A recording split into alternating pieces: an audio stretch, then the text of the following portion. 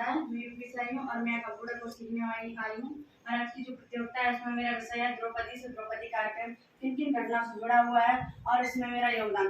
द्रौपदी, आपने तो सुना ही होगा कि द्रौपदी पांडवों की पत्नी थी। जो पांडव थे उन्होंने जुए में द्रौपदी को दांव पे लगा दिया था। तो कौरवों ने उस भरी सभा में उनको बेइज्जत किया और उनकी साड़ी खींची। भरी सभा में उनको बेइज्जत किया और उनकी साड़ी खींची। वो चाहते तो उसको बंद कमरे में जाके उनको अपमानित कर सकते थे, लेकिन उन्होंने नहीं, उसकी बाल पकड़ के उसको भरी सभा में लाए और उनके साथ बेइज्जती की और उनकी साड़ी खींची। लेकिन हमें बताया जाता है कि भगवान श्री कृष्ण आए और उनकी साड़ी लंबी कर दी थी और उन्हें अपमानित होने से बचा लिया था। और मणिपुर में जो घटना हुई तब तो कोई ना श्री कृष्ण बचाने आया, ना तो कोई सरकार और ना किसी और ने उसे बचाया। मणिपुर में 3 स्त्रियों को नग्न कर घुमाया और सबसे सबसे कम उम्र की लड़की के साथ सामूहिक बलात्कार किया। और उसमें महिलाएं भी शामिल थी।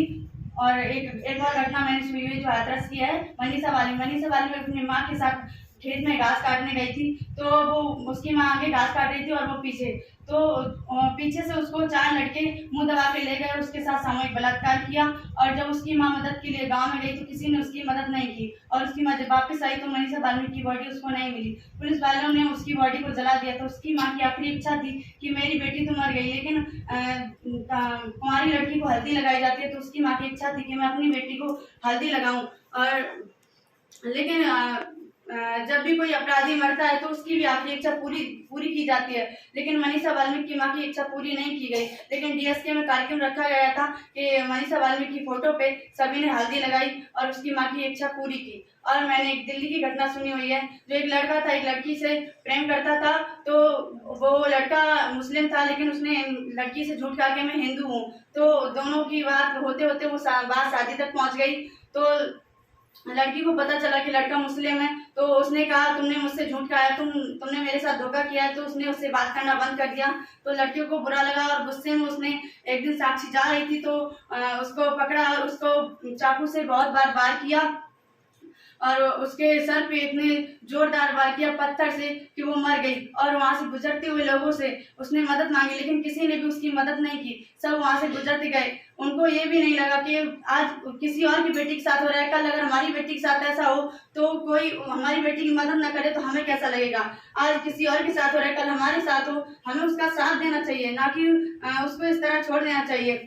अगर किसी के साथ गलत हो रहा है तो हमें उसका साथ देना चाहिए और उसके साथ जाके लड़ाई करनी चाहिए। जैसे सरकार है, अगर हम उसके सरकार में पुलिस स्टेशन में जाके कार्रवाई करते हैं, अगर सरकार नहीं सुनती है तो हमें संगठन बना के और ऊपर पद वाले के पास जाना चाहिए तो वो हमारी बात सुने। और मैंने एक घटना सुनी यूपी की, जो 2 लड़कियों के साथ सामूहिक बलात्कार किया और फिर उसको पेड़ पे लटका दिया। और कहा जाता है कि उन लड़कियों ने आत्महत्या की थी। आत्महत्या नहीं, उसके साथ सामूहिक बलात्कार किया गया था।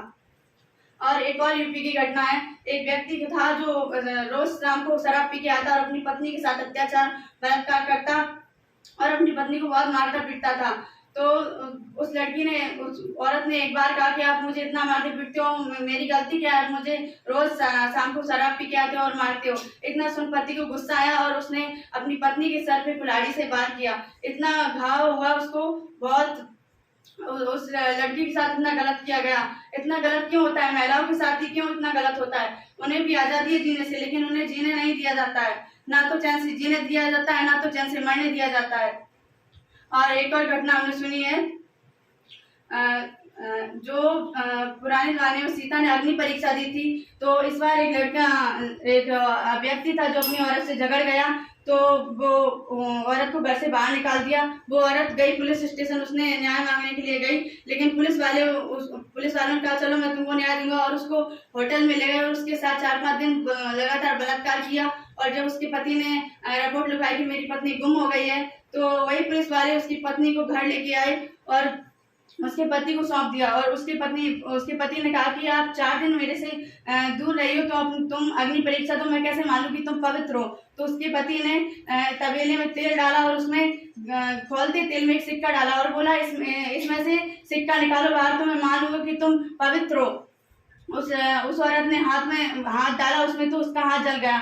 अगर उसकी जगह मैं होती तो मैं बोलती कि तू भी तो मेरे से 4 दिन दूर रहा, मैं कैसे मानूं कि तू पवित्र है, तू भी तो अपनी पवित्रता का प्रमाण दे। वही तेल में उसको हाथ डालने को बोलती, तब उसको पता चलता कि गर्म तेल है, अगर कोई भी उसमें हाथ डालेगा तो वो भी जल जाएगा। और इसमें मेरा योगदान, अगर किसी भी लड़की या महिला के साथ गलत होता है तो मैं उसका साथ दूंगी। और जैसे कोई भी बुरा काम होता है उसमें महिलाएं भी शामिल होती हैं, वो सोचती हैं कि जो पुरुष सोचते हैं वो सही सोचते हैं, उनकी सोच गलत है। अगर मैं उनको समझाऊंगी, अगर वो नहीं मानेंगे तो मैं उनके खिलाफ कार्रवाई करूंगी। जय हिंद।